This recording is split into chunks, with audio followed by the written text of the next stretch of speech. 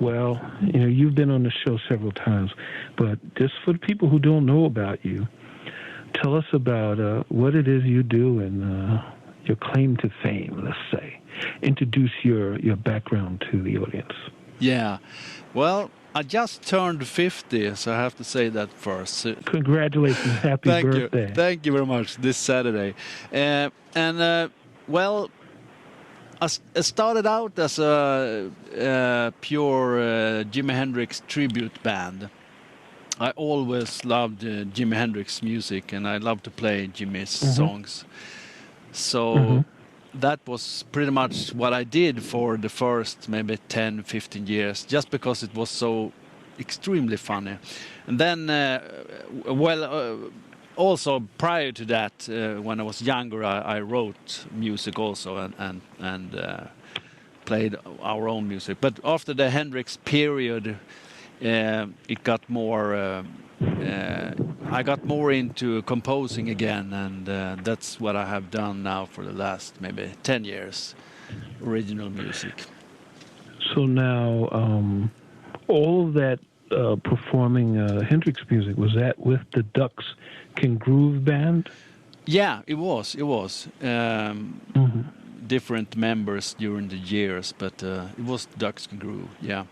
Just to touch on the Ducks and Groove, that's how I actually met you at one of, actually more than one of Jimi Hendrix's birthday parties at BB-Kings. And your band performed there. I think the first time I saw you, Randy Hansen was there.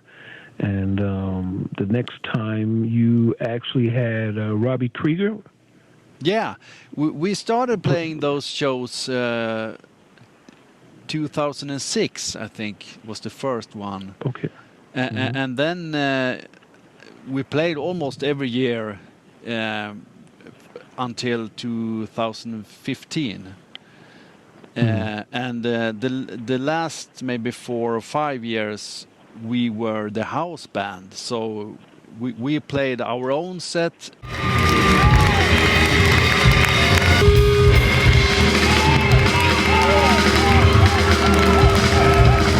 And then we also played with all the other cats.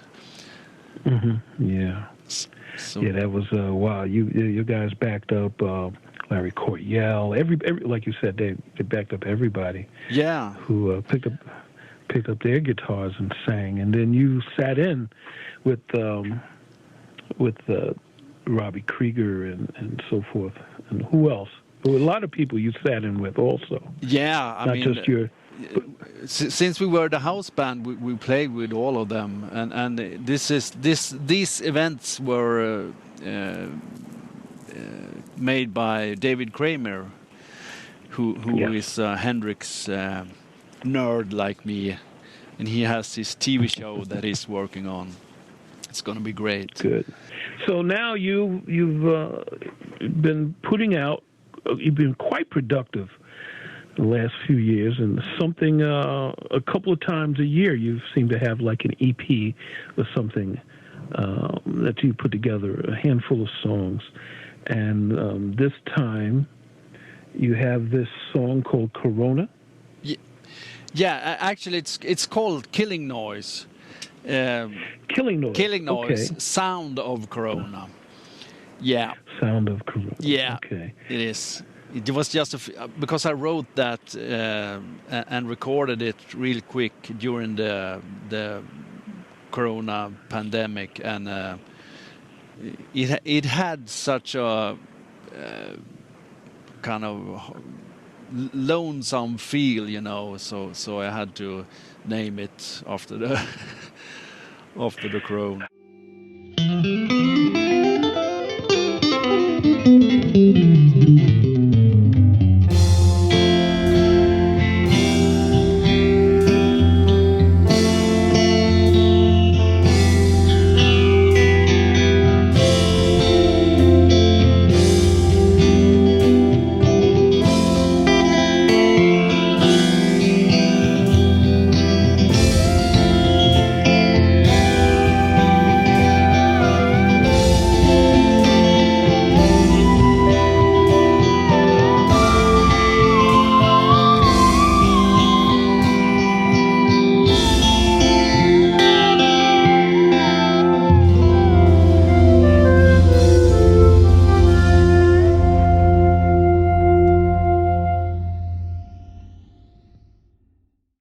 how is Sweden holding up?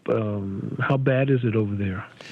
Well, Sweden has more or less taken its own course during this pandemic. We haven't shut down the every store and we haven't shut down Sweden like most other countries has done.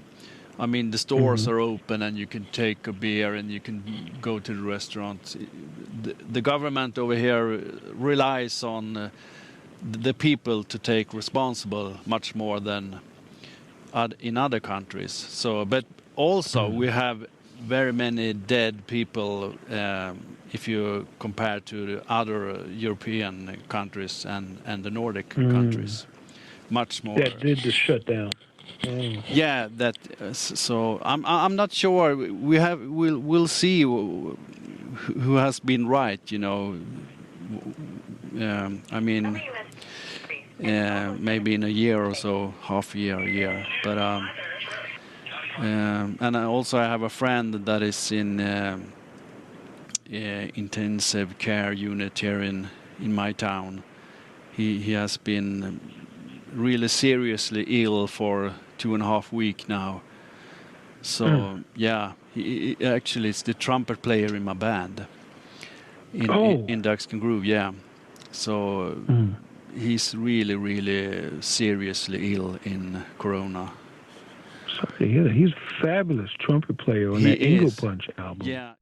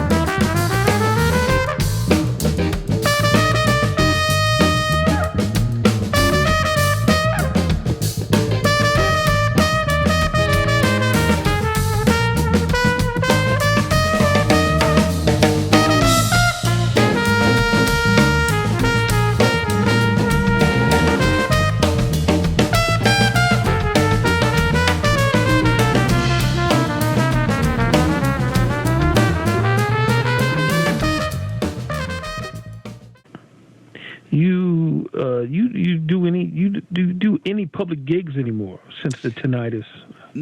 I haven't done a public gig for at least 2 years, maybe 3 years. And I look back and I have actually done, I think it's 4 EPs and 2 singles in 2 years. So I have been quite productive. I chose not to break down and cry, you know. I sit in my studio and record, and actually I'm having quite fun. Even though I'm totally for myself. So.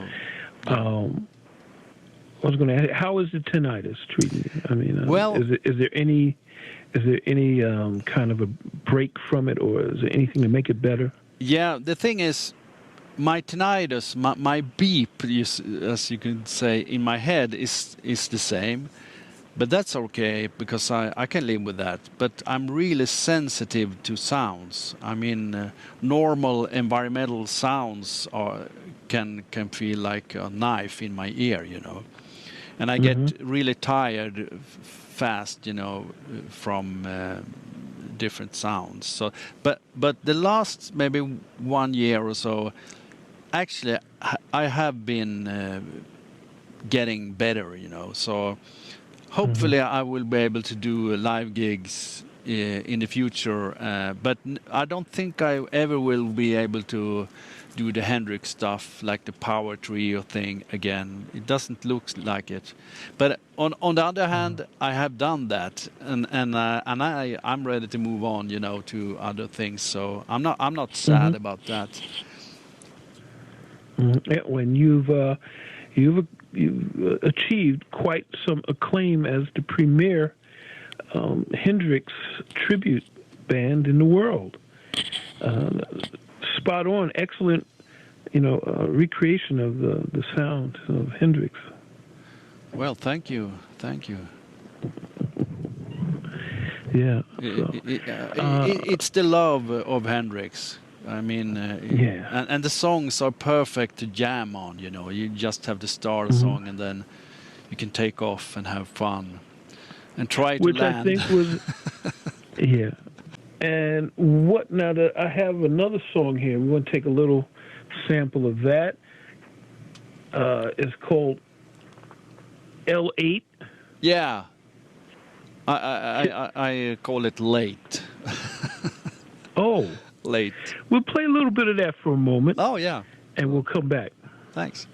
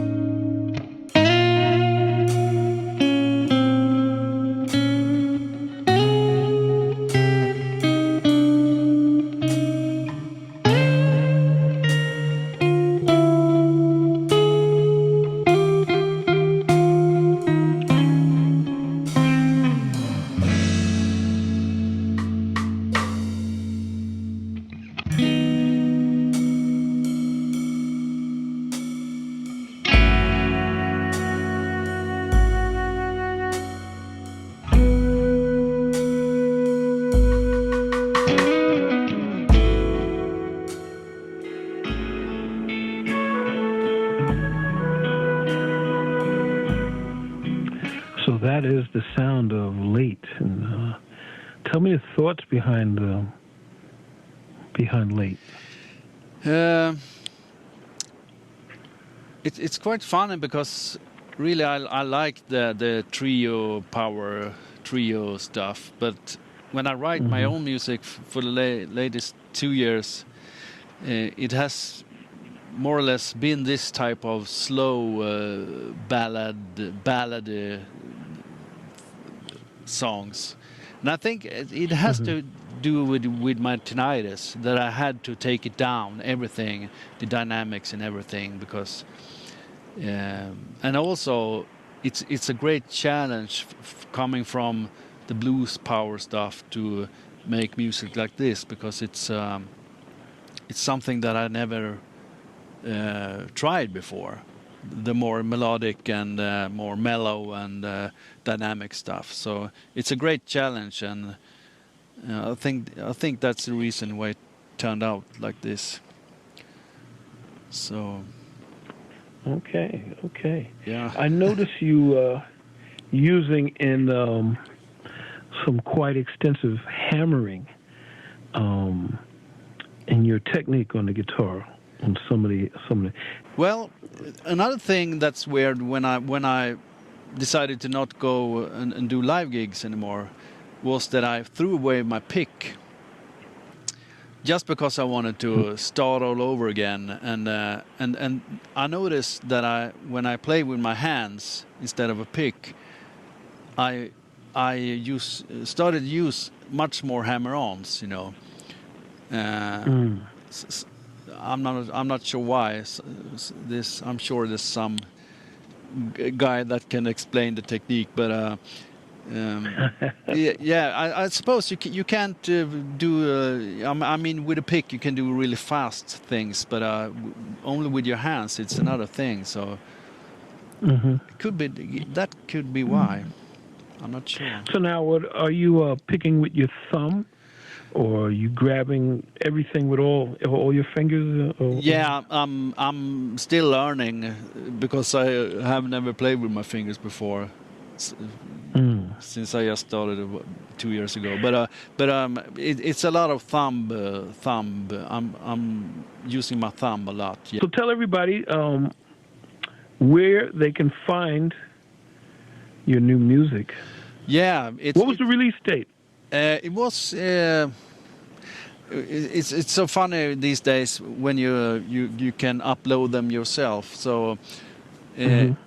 I'm not sure the exact date, but I think it was around Friday or Saturday last week.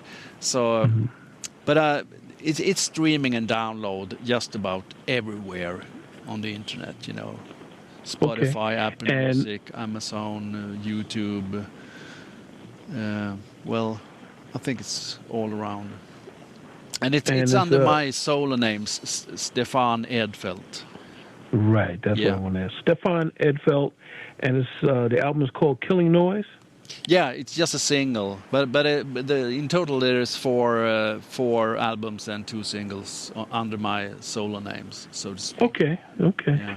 Yes, and the sounds are very mellow and meditative, and it's a great sound, you know. I mean...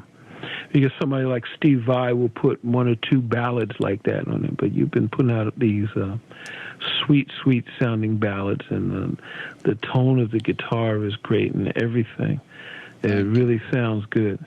This work you've been doing, and anything else you have on your mind that you would like to share with the audience? Well, I just want to say thank you very much for showing interest in my music, and also I have to say hi to all your listeners out there. Yes, and we had the little promos you did for me. Yeah. A couple of years ago. Yeah, exactly. Yeah, so you said hello already in Swedish yet? Oh yeah, that's right. I remember that. They said hello, alla svenska. Yeah. Yeah, exactly. So yes, well, thank you for joining us, and you know, when the next thing comes, let us know. Yeah, thank you very much for supporting me, and I'd love to talk to you again. Well, man, you're a great artist. Anytime you want to, you're welcome. Oh, thank you. Stefan Edfeldt, stay well, and I wish everybody over there in Sweden well with the virus and everything, as well as any and everybody who's listening within our ears, you know.